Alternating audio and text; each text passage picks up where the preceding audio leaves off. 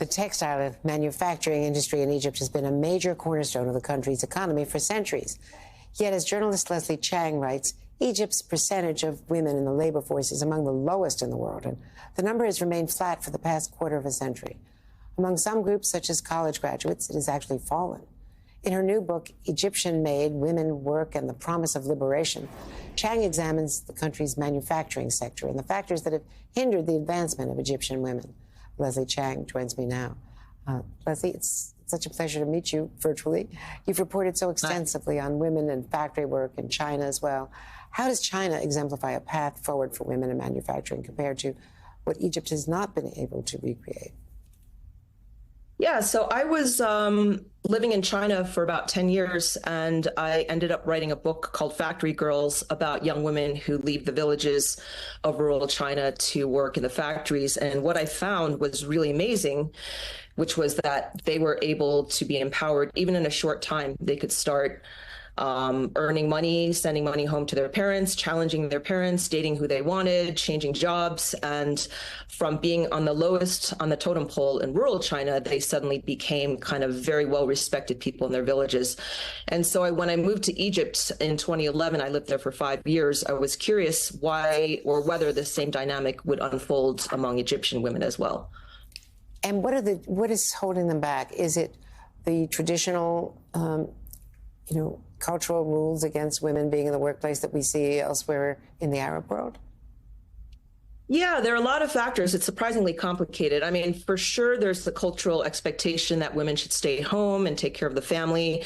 And when a woman works, it's actually seen as negative towards the husband because it shows that he can't provide for his family.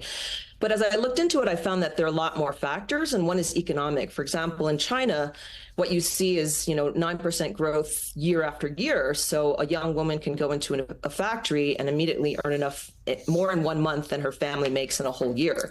So suddenly her parents are saying, oh, what would you like to do? What should we do? Can we borrow some money from you to invest in this project? And the young lady who's like 17 or 18 might say, no, that's a really bad idea, But Egypt, as we know, has grown a lot more slowly. So a woman who actually does work in a factory, which is a very small minority, they still can't earn enough money to make a difference and to get their husbands to really respect them and pay attention. So instead, I met a lot of husbands who said, oh, my wife is just working for fun to hang out with her friends, when everyone knows working in a factory for 10 hours a day is not fun.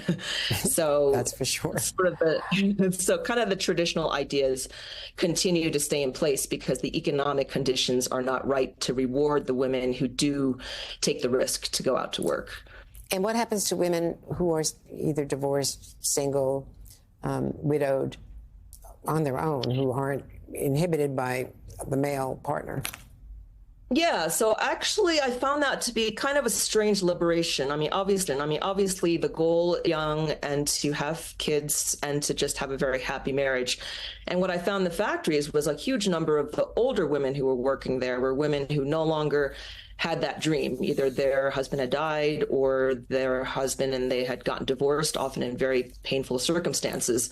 And so in a way, they were liberated to work in the factory. But at the same time, this isn't a real liberation because this is not something that anyone aspires to. Nobody was saying, I'm so glad I'm free now, I can do what I want. They were generally very sad and very traumatized by how their marriages had failed. In many cases, they were under intense economic pressure just to make a living and to support their kids. So all the things that we think of as work being empowering, for you, Andrea, for me, we go out, we find ourselves, we get respect. None of those things was happening to these women I met who were extremely intelligent and charismatic and had a lot of ambitions, but still it didn't combine into anything meaningful for them. Well, it's fascinating, and it's just eye-opening because I'm much more familiar with other parts of the Arab world than the role of women in Egypt. And so thank you very much for bringing this to us, Leslie Chang. And during Women's History Month, once again, the book is Egyptian Made, Women, Work, and the Promise of Liberation. Hey everyone, MSNBC has a new and improved app. You'll get real-time alerts and analysis, live blogs, in-depth essays, video highlights, and the best 2024 election coverage. Download the new MSNBC app. Here's how to do it. You tap on the App Store on your phone. You hit search on the bottom right corner. You type in MSNBC. You click on the MSNBC app. You click on Get or the cloud icon and enjoy it.